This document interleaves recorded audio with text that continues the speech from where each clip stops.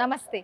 ఆలయం కార్యక్రమానికి స్వాగతం. భక్తి శ్రద్ధలతో నిండిన పవిత్రమైన స్థలం, అనేక మందికి ఆధ్యాత్మిక శాంతి ప్రసాదించే మహిమాన్విత క్షేత్రం మోపిదేవి శ్రీ సుబ్రహ్మణ్యేశ్వర స్వామి ఆలయం. ఈ ఆలయం ఆంధ్రప్రదేశ్లోని కృష్ణా జిల్లాలో మోపిదేవి గ్రామంలో ఉంది. కార్తీక మాసం, షష్ఠి ఉత్సవాలు, నాగదోష నివారణ కోసం భక్తులు ఇక్కడ ప్రత్యేక పూజలు నిర్వహిస్తారు. సర్పదోష శాంతి కోసం దీక్షలు, ప్రత్యేక పూజలు చేయించుకునే భక్తుల రద్దీ ఇక్కడ చాలా ఎక్కువగా ఉంటుంది.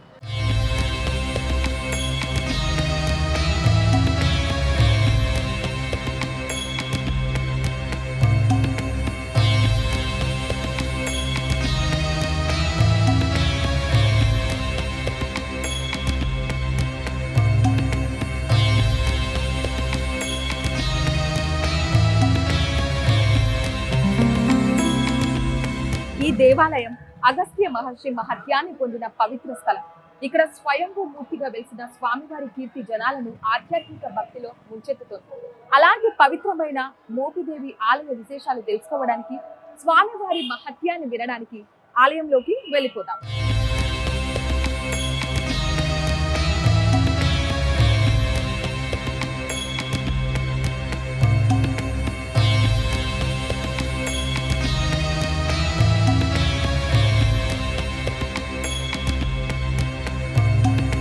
సుబ్రహ్మణ్యేశ్వర స్వామి ఆలయ విశిష్టతలు, ఆలయ మహత్యానికి సంబంధించి ఎన్నో విషయాలు తెలియజేయడానికి ప్రస్తుతం మనతో పాటు ఉన్నారు అర్చకులు విరూప్ కుమార్ శర్మ, సతీష్ కుమార్ శర్మ. మరి వారి మాటల్లో ఎన్నో విషయాలు తెలుసుకుందాం. నమస్కారం అండి. నమస్కారం. ఓం ధీరం వీరం మహాబాహుం సేనానిం సురపూజితం సుబ్రహ్మణ్యం అహం వందే మోహినీపుర సంస్థితం. ఇది కృష్ణా జిల్లా మోపిదేవి మండలం మోపిదేవి గ్రామంలో వేంచేసి ఉన్న వల్లి దేవసేన సమేత సుబ్రహ్మణ్యేశ్వర స్వామి వారి ప్రసిద్ధ దేవాలయము. కృష్ణా జిల్లాలో ముఖ్యమైన దేవాలయాలు ఇది కూడా ఒకటి. ఇది ఇక్కడ స్వామివారు కుమారస్వామి లింగ రూపంలో ఉండటం విశిష్టం. కుమారస్వామి అంటే ఎక్కడైనా ఇలా విగ్రహ రూపంలో ఉంటారు, కానీ ఇక్కడ మాత్రం లింగ రూపంలో ఉంటారు. మోపిదేవి అని చెప్పగానే అమ్మవారు అని అందరూ అనుకుంటారు కదా, మరి సుబ్రహ్మణ్యేశ్వర స్వామిగా అసలు ఎలా, అంటే ఇది ఎలా మారింది, ఎలా కాలక్రమేణా సుబ్రహ్మణ్య క్షేత్రము, దీనికి అగస్త్య మహర్షి స్వామివారిని ప్రతిష్ఠ చేసి మోహినీపురం అని నామధేయం చేశారు. అది రాను రాను వాడుకలో భక్తులు పిలవటంలో మోపిదేవి అయింది. అందువలన మోపిదేవి అంటే అమ్మవారు అనుకుంటారు, కాదండి. స్వామివారు సుబ్రహ్మణ్యేశ్వర స్వామివారు లింగ రూపంలో ఉంటారు. స్వామి కింద పుట్టు ఉంటుంది, పుట్ట లోపల నుంచి స్వామివారు పైకి లింగ రూపంలో ఉంటారు. సంవత్సరానికి ఒక పర్యాయం స్వామివారు సర్పరూపంలో దర్శనమిస్తారు. ఈ ప్రాంగణంలో ఎక్కడైనా దర్శనం ఇవ్వచ్చు. ఫలానా రోజు సమయం అని చెప్పలేము. ఆ టైంలో ఎంతమంది భక్తులు ఉంటే వాళ్ళ అదృష్టం, వాళ్ళ పూర్వజన్మ సుకృతం. ఇప్పటికీ కూడా స్వామివారు సంవత్సరానికి ఒక పర్యాయం సర్పరూపంలో దర్శనం. అది ఎప్పుడు ఫలానా రోజు టైం అని ఉండదు, అది ఏ రోజైనా కనపడవచ్చు. ఫలానా రోజు అని తెలిస్తే అసలు ఆ రోజు ఊరు ఖాళీ ఉండదు. ఓకే, అంటే ఇక్కడ ఏ సందర్భాల్లో పూజలు, అంటే ప్రత్యేక పూజలు ఏమి నిర్వహిస్తారు? ఆదివారం, మంగళవారం స్వామివారికి విశేషంగా భక్తులు వస్తారు. స్వామివారికి మంగళవారం చాలా ఇష్టమైన రోజు. ఇక్కడ మంగళవారం పూట సంతానం కోసం, వివాహం కోసం రాహుకేతు పూజ, దాన్ని కాలసర్పదోష పూజ అని కూడా అంటారు, విశేషంగా జరుగుతాయి. ప్రతి షష్ఠికి అభిషేకం జరుగుతుంది. కృత్తికా నక్షత్రానికి, స్వామివారి జన్మ నక్షత్రం కృత్తికా నక్షత్రం, కృత్తికా నక్షత్రానికి అష్టోత్తర శతకలశ అభిషేకం జరుగుతుంది. మాఘమాసంలో, మార్గశిర మాసంలో బ్రహ్మోత్సవాలు.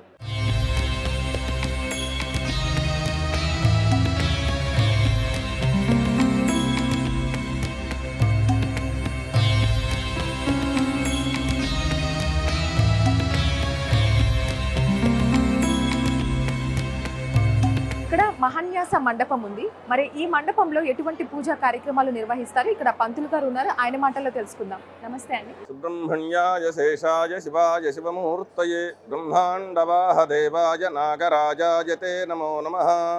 వల్లీ దేవసేన సమేత శ్రీ సుబ్రహ్మణ్యేశ్వర స్వామివారి దేవస్థానం మోహినీపురము మోపిదేవిలో మనకి రోజు నిత్యంగా జరిగేటటువంటి మహన్యాసపూర్వక రుద్రాభిషేకం కార్యక్రమం ఉంటుంది. దీనిలో భాగంగా మహన్యాసం అనే మంత్రభాగాన్ని ఇక్కడ మనం చెప్పుకుంటూ ఉంటాం, వింటూ ఉంటారు. దేనికి మహన్యాసం అంటే శరీర శుద్ధి కోసం, అంటే దేహానికి దైవీకమైనటువంటి శక్తిని ఆపాదించుకోవడం ద్వారా ఆత్మశుద్ధి, చిత్తశుద్ధితో పరమేశ్వరుని దర్శనం చేసే భాగ్యాన్ని పొంది పరమేశ్వరుడి యొక్క దివ్యమైనటువంటి అనుగ్రహం కోసం చేసేటటువంటి విశిష్టమైనటువంటి ప్రయత్నం. ఈశ్వరుడు సుబ్రహ్మణ్యేశ్వరుడు మనకి మోహినీపుర క్షేత్రంలో చాలా రకాలుగా అనుగ్రహిస్తూ ఉంటాడు. మనకి మూలాధార చక్రం అని ఉంటుంది. ఈ పృష్ఠభాగంలో మూలాధార చక్రం నుంచి సహస్రారం వరకు మన లోపల ఉన్నటువంటి శక్తులన్నీ కూడా సర్పరూపంలో ఉంటూ ఉంటాయి. ఆ సర్పరూపంలో ఉన్నటువంటి శక్తులు మన ఆరోగ్యానికి, మన యొక్క బుద్ధి కుశలతకు, అలాగే శారీరక దారుఢ్యానికి, తర్వాత సంతానాన్ని పొందడం కోసం, అలాగే సుఖ సంతోషాలను పొందడానికి, అంటే మనస్సుని సుస్థిరంగా ఉంచుకోవడం ద్వారా దైవీకమైనటువంటి శక్తితో మనిషి ఆనందంగా ఉండడానికి కావాల్సినటువంటి శక్తి అంతటిని కూడా సుబ్రహ్మణ్యేశ్వరుడు మనకి ప్రసాదిస్తాడు. దానిలో సుబ్రహ్మణ్యేశ్వరుడికి అత్యంత ప్రీతికరమైనటువంటిది అభిషేకం. ఈ మహన్యాసపూర్వకంగా రుద్రాభిషేకం అనేటటువంటిది చాలా దూర ప్రాంతాల నుంచి భక్తులు వచ్చినటువంటి భక్తులందరూ కూడా ఈ మహన్యాసపూర్వక రుద్రాభిషేకం చేయించుకుని వారి కోరికలన్నింటినీ నెరవేర్చుకుని సంతానాన్ని పొందడం, అలాగే వివాహార్థులు అందరూ కూడా అనుకూలమైనటువంటి కన్య లేకపోతే అనుకూలమైనటువంటి వరుడితో వివాహాన్ని పొందడం, అలాగే ఉన్నత ఉద్యోగాలు పొందడం, అలాగే విదేశీ ఆగమనానికి కూడా ఉన్నతమైనటువంటి ఆ పాస్పోర్ట్లు అవన్నీ పొంది విదేశీ విద్య లేకపోతే విదేశీ ఉద్యోగాలను పొందడం. ఇక్కడికి వచ్చిన భక్తులందరూ కూడా వారి కోరికలని సుబ్రహ్మణ్యేశ్వరుడు అనుగ్రహించడం ద్వారా మళ్ళీ పునః దర్శనం చేస్తూ ఈ క్షేత్రం చేయడం ద్వారా ఈ క్షేత్రం దినదినాభివృద్ధిగా జరుగుతోంది. నిత్య కళ్యాణ శాంతి మండపం, మరి ఈ మండపంలో ఎటువంటి పూజలు నిర్వహిస్తారు అడిగి తెలుసుకుందాం. నమస్కారం అండి. వ్యాఘ్రస్య పూర్వదిగ్భాగే కుమారక్షేత్రముత్తమం సుబ్రహ్మణ్యో వసత్యత్ర భక్తి ముక్తి ఫలప్రద అని చెప్పి ఈ గ్రామానికి పడమర పక్కన వ్యాఘ్రపురి అనేటువంటి గ్రామం ఉన్నది. దాన్ని పులిగడ్డ అనేటువంటి పేరుతో ఇప్పుడు మనం పిలుస్తున్నాం.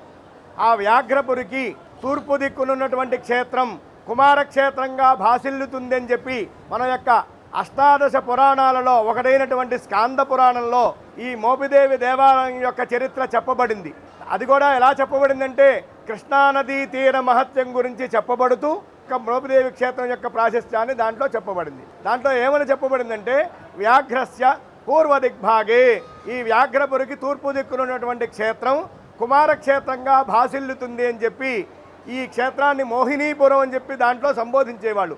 కాలక్రమేణా మోపిదేవిగా రూపాంతరం చెందింది.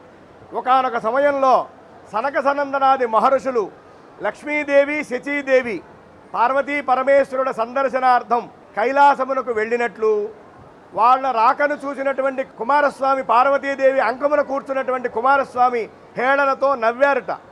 నవ్వటానికి గల కారణం ఏమిటని చెప్పి తల్లిగారు ప్రశ్నిస్తుంది పార్వతీ అమ్మవారు. సనక సనందనాది మహర్షులేమో జ్ఞానస్వరూపులు, జడధారులు, కవపీనము ఇత్యాదులన్నీ ధరించి ఉన్నారు, కమండలాలు దండకమండలాలన్నీ ధరించి ఉన్నారు.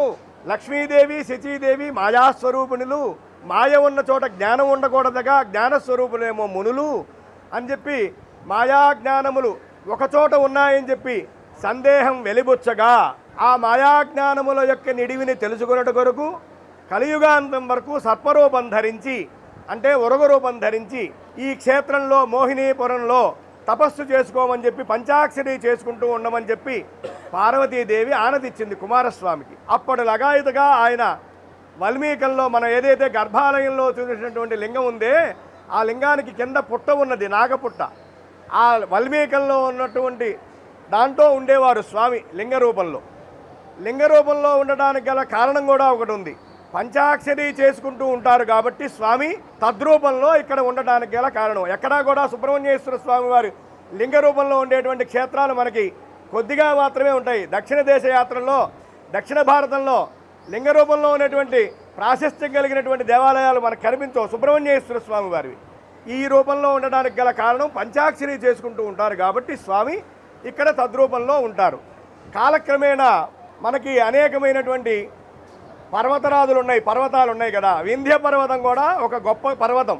వింధ్యుడు తమ కన్నా గొప్పవారు ఎవరూ లేనటువంటి గర్వంతో మిడిసిపడుతూ సూర్యమండలం కన్నా పైకి వెళ్ళి నిలిచేటువంటి సమయం ఆసన్నమైనప్పుడు మరి సూర్య గమనం లేకపోతే సృష్టికి విఘాతం కాబట్టి దేవతలంతా వెళ్ళి బ్రహ్మగారి దగ్గరికి వెళ్ళి వేడుకున్నారట. అయ్యా సూర్యగమనం లేకపోతే సృష్టికి విఘాతం కలుగుతుంది, ఈ విపత్తు నుండి కాపాడాలని చెప్పి బ్రహ్మగారి దగ్గరికి వెళ్ళి దేవతలు కోరగా అప్పుడు అగస్త్యుల వారిని లోపాముద్ర శిష్య సహితంగా అగస్త్య మహర్షిని బ్రహ్మదేవులు అయ్యా దక్షిణ దేశ యాత్ర చేయవలసింది లోక కళ్యాణం దృష్ట్యా అని చెప్పినట్టు ఆయన దక్షిణ దేశ యాత్ర అంటే కాశీనగరంలో ఉండేవారు అగస్త్యుల వారు. ఆయన లోకశ్రేయస్సు దృష్ట్యా దక్షిణ దేశ యాత్ర చేసినట్టు వస్తూ మార్గం మధ్యంలో ఏదైనా చూడండి గురువు గారు వెళ్తే శిష్యుడు ఏం చేస్తాడు, సాష్టాంగ దండ ప్రణామం చేస్తాడు. అగస్త్యుల వారి యొక్క శిష్యుడు వింధ్యుడు గురువుగారు వచ్చేప్పటికి సాష్టాంగ దండ ప్రణామం చేశారు. ఆయన శిష్య నేను వచ్చే వరకు నువ్వు ఇలాగే ఉండవలసింది అని చెప్పి మాట తీసుకుని వస్తారు. ఈయన మళ్ళీ వెళ్ళలేదు, ఆయన పెరగాలేదు. తద్వారా లోక శ్రేయస్సు కలిగింది. వస్తూ అగస్త్యుల వారు విజయవాటికలో దుర్గామ్మవారిని, శ్రీకాకుళం ఆంధ్ర మహావిష్ణువు వారిని సేవించి ఈ వ్యాఘ్రపురి అనేటువంటి గ్రామంలో, అంటే పులిగడ్డ అనేటువంటి గ్రామంలో కృష్ణానది పాయ ఉన్నది. ఆ కృష్ణానదిలో స్నానమాచరించి తపస్సు చేసుకుంటున్నటువంటి సమయంలో ఆయనకి పంచాక్షరి చేసుకుంటూ దివ్య రూపంలో ఉన్నటువంటి సుబ్రహ్మణ్య స్వామి లింగ రూపం, వాల్మీకంలో ఉన్నటువంటి లింగం ఆయనకి కనిపించిందట. దివ్య దృష్టితో పరిశీలించగా మంద్రతగా పంచాక్షరి వినిపింటోంది. ఏమిటి అని చూసేప్పటికీ స్వామి లింగం ఉంది.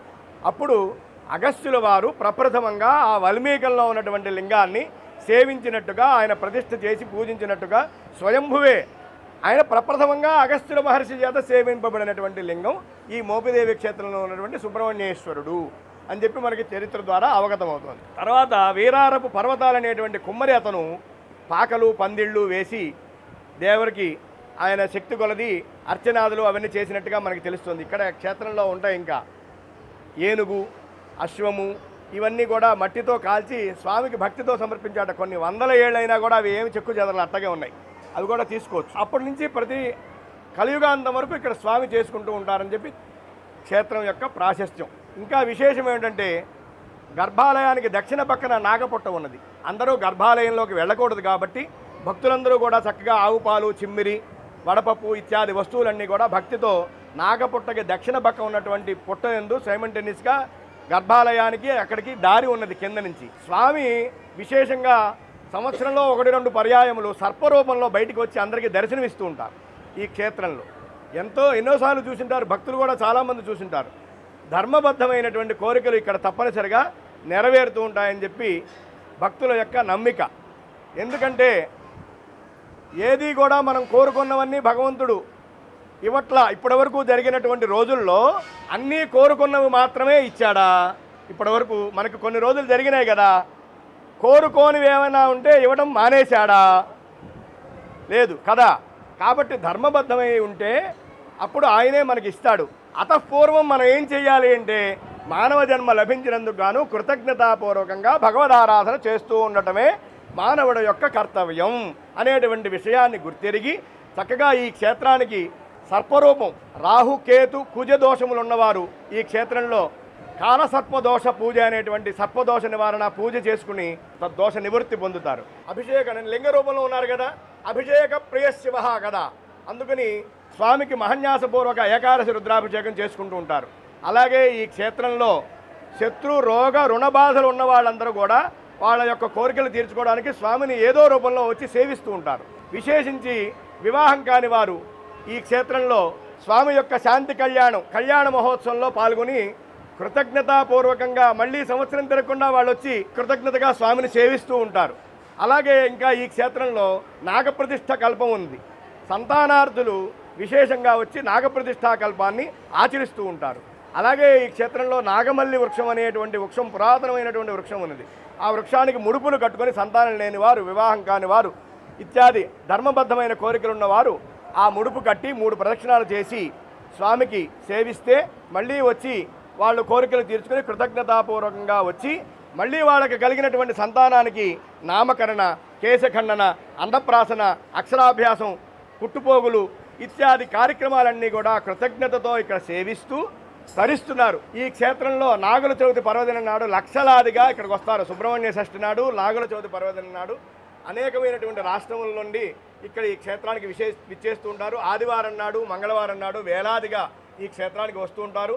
అలాగే సుదూర ప్రాంతంలో నుండి విచ్చే భక్తుల యొక్క సౌకర్యార్థం దేవస్థానంలో నిత్య అన్నదాన పథకం కూడా ఏర్పాటు చేయబడింది. సుబ్రహ్మణ్యుడు అనేటువంటి పేరు ఎలా వచ్చిందంటే ముందర బ్రహ్మగారికి తండ్రి గారైనటువంటి శివుడికి ప్రణవం యొక్క అర్థం ఏమిటి అని చెప్పి వాళ్ళు తర్కిస్తున్నారట. ఏమిటి ప్రణవం యొక్క అర్థం, ఓంకారం యొక్క అర్థం ఏమిటి అని చెప్పి తర్కించే సమయంలో ప్రణవం యొక్క అర్థాన్ని సాక్షాత్తు బ్రహ్మగారికి తండ్రి గారికి చెప్పినటువంటి కుమారస్వామి బ్రహ్మగారి చేత ప్రప్రథమంగా పిలువబడ్డాట. హే సుబ్రహ్మణ్య అని పిలువబడ్డాట. శోభనకరమైనటువంటి శుభకరమైనటువంటి బ్రహ్మణ్యుడా అని అర్థం. అప్పటి నుంచి అంటే చూడండి, బ్రహ్మగారికే ఓంకారం యొక్క అర్థం చెప్పాడంటే ఆయన ఎటువంటి మహిమలు కలిగిన వాడనేది మనం గుర్తించవచ్చు. అలాగే ధర్మబద్ధమైనటువంటి కోరికలు తీర్చుకుని కృతజ్ఞతాపూర్వకంగా స్వామిని సేవిస్తూ ఉంటారమ్మా. ఇంకా ఎవరైనా కూడా ఈ స్వామిని సేవించాలనేటువంటి ఉత్కృష్టం ఉన్న వాళ్ళంతా కూడా ఈ మోపిదేవి క్షేత్రానికి విచ్చేసి వాళ్ళకి కలిగినటువంటి అవకాశంతో రుద్రాభిషేకం చేసుకోవచ్చు, సర్పదోష నివారణ చేసుకోవచ్చు, కళ్యాణంలో పాల్గొనవచ్చు, లేదు స్వామిని దర్శించి 3 ప్రదక్షిణాలు చేసి వెళ్ళవచ్చు. వాళ్ళందరికీ కూడా కోరిన కోరికలు సిద్ధింపజేస్తాడన్నట్టులో ఎటువంటి సందేహం లేదు. అందరికీ కూడా సుబ్రహ్మణ్యేశ్వర స్వామి వారు కృపా కటాక్ష వీక్షణలు కలగాలని చెప్పి నమస్కారం చేసుకుంటూ హరి ఓం స్వస్తి. నా పేరు నవడూరు విశ్వనాథ సుబ్రహ్మణ్య అవధాని. ఈ దేవాలయంలో వేద పండితులుగా విధులు నిర్వర్తిస్తున్నాను. ఆలయ ఈఓ అండ్ డిప్యూటీ కమిషనర్ మనతో పాటు ఉన్నారు. ఆలయానికి సంబంధించి ఎన్నో విషయాలు ఆయన మాటలో తెలుసుకుందాం. నమస్కారం అండి. ఆలయానికి రాగానే చాలా మంది భక్తులు అసలు తాకిడి ఒక రేంజ్లో ఉంది. ప్రత్యేక దినాల్లో ఇంకా ఎలా వస్తారు అనేది ఊహించడానికే అసలు ఎంతమంది వస్తూ ఉంటారు, ఏంటి ఇంత తాకిడిగా ఉంది? శ్రీ సుబ్రహ్మణ్య స్వామి దేవస్థానం కృష్ణా జిల్లాలో మోపిదేవిలో అగస్త్య మహాముని చేత ఇక్కడ స్వామివారి ప్రతిష్ఠ జరిగిందని స్థల పురాణం చెబుతుంది. అది దీని ప్రత్యేకత. అలాగే లింగ రూపంలో స్వామివారు భక్తులకు దర్శనమిస్తారు. సాధారణంగా అన్ని సుబ్రహ్మణ్యేశ్వర దేవస్థానాల్లో కూడా మన విగ్రహ రూపంలో స్వామివారు ఉంటారు. ఇక్కడ మాత్రం లింగ రూపంలో భక్తులకు స్వామివారు ఇవ్వడం అనేటటువంటిది ప్రత్యేకం. భక్తులు ఆదివారం నాడు ఎక్కువగా ఇక్కడికి రావటం జరుగుతుంది. అలాగే మంగళవారం కూడా వస్తారు. మంగళవారం, ఆదివారాలు ప్రతిరోజు కూడా మనకి ప్రత్యేక పూజలు ఉన్నాయి. అభిషేకము, సర్పదోష నివారణ పూజ బాగా చేయించుకుంటారు. అలాగే కళ్యాణానికి కూడా భక్తులు బాగా ఆసక్తి చూపుతున్నారు. అలాగే మనకి ఈ మన సుబ్రహ్మణ్యేశ్వర ప్రతిష్టలకు కూడా ఈ మధ్య భక్తులు ఎక్కువగానే వస్తున్నారని మనకు తెలుస్తుంది. నాగుల చవితి మనకి సంవత్సరం మొత్తం మీద అత్యధిక సంఖ్యలో భక్తులు వచ్చేటటువంటి రోజు. మేజర్ ఫెస్టివల్ ఇక్కడ మన సుబ్రహ్మణ్యేశ్వర దేవస్థానం మోపిదేవిలో. ఆ తర్వాత అలాగే షష్ఠి, సుబ్రహ్మణ్య షష్ఠి అని జరుగుతుంది. అలాగే బ్రహ్మోత్సవాలు కూడా ఈ మధ్యనే ముగిశాయి. బ్రహ్మోత్సవాల్లో కూడా భక్తులు ఒక మాదిరిగా వస్తారు. అలాగే ఈ సంవత్సరం కొత్తగా మేము డెవలప్ చేసినటువంటి పుష్కరిణిలో తొలిసారిగా ఆలయ చరిత్రలోనే ప్రప్రథమంగా తెప్పోత్సవం నిర్వహించడం జరిగింది. భక్తులు దాన్ని వీక్షించడానికి అధిక సంఖ్యలో వచ్చారు. అలాగే ఇక్కడ వచ్చేటటువంటి భక్తులకి మేము అన్నప్రసాదం రోజుకి కనీసం 2000 మంది పొద్దున సాయంత్రం కూడా అన్న ప్రసాదం ఏర్పాటు చేయడం జరిగింది. రోజు కనీసం 2 to 3 వేల మంది ప్రతిరోజు తింటారు. ఆదివారం ఒక 5,000 మంది వరకు తింటారు. అదే ఏదైనా పర్వదినం వస్తే సంఖ్య పెరుగుతుంది. దానికి కావాల్సిన ఏర్పాట్లు మనకు ప్రక్కన ఉన్నటువంటి ఈ అన్నప్రసాద షెడ్లో మనం ఏర్పాటు చేయడం జరిగింది. మరి ఆలయం అనేది కొంచెం లోపలికి ఉన్నట్టే ఉంది కదా, వచ్చే దారిలో చూసుకున్నట్లయితే చాలా వరకు మనం మొత్తం ప్రకృతి అందాలని వీక్షిస్తూ రావచ్చు అందరూ. కానీ అలా భక్తులకి సపరేట్గా మీరు ఏమన్నా బస్సులు, వెహికల్స్ ఏమన్నా సదుపాయం ఏర్పాటు చేసే ఆలోచన ఏమన్నా ఉందంటారా? అంటే ప్రక్కనే మనకి బస్ స్టాండ్ ఉందండి. అక్కడ వరకు మనకి వచ్చేస్తాయి, బస్సులన్నీ వస్తాయి. ఇంకా ఆటోలు అలాంటి ఫెసిలిటీస్ కూడా ఉన్నాయి ఇక్కడ. అవినిగడ్డ నుంచి మనకి బందర్ వెళ్తుంది, అవినిగడ్డ నుంచి విజయవాడ వెళ్తాయి బస్సెస్, వయా మోపిదేవి వెళ్తాయి. ట్రాన్స్పోర్టేషన్ ఇంతవరకు మనకి పెద్దగా ఇబ్బంది ఏం రాలేదు. ఎందుకంటే భక్తుల సంఖ్య రాను సంవత్సరం పెరుగుతూ ఉంటుంది. వారందరికీ కూడా మనం ఇంకా ఏర్పాట్లు చేయాల్సి ఉంది. ఆ దిశగా మేము అన్ని మా దేవాదాయ శాఖ వారి సహకారంతో, అలాగే మా గౌరవ మంత్రివర్యులు ఆనవ రామనారాయణ రెడ్డి గారి వారి సూచనల మేరకు, వారి డైరెక్షన్లో, అలాగే మా కమిషనర్ గారు రామచంద్రమోహన్ గారు వారి నిర్దేశకత్వంలో మేము మా డిపార్ట్మెంటు సహకారంతో ముందుకెళ్తాం. ఆలయానికి సంబంధించి ఎన్నో విషయాలు తెలియజేశారండి, ధన్యవాదాలు. ఇది సుబ్రహ్మణ్యేశ్వర స్వామి ఆలయ కోనేరు. ఈ కోనేరులోనే తెప్పోత్సవాలు చాలా ఘనంగా నిర్వహిస్తూ ఉంటారు. మధ్యలో సుబ్రహ్మణ్యేశ్వర స్వామి విగ్రహం కూడా ఉంది. చూసుకున్నట్లయితే ఇది ఇవాల్టి మోపిదేవి సుబ్రహ్మణ్యేశ్వర స్వామి ఆలయ ప్రత్యేక కథనం. మరో కార్యక్రమంలో మళ్ళీ కలుసుకుందాం. అంతవరకు సెలవు.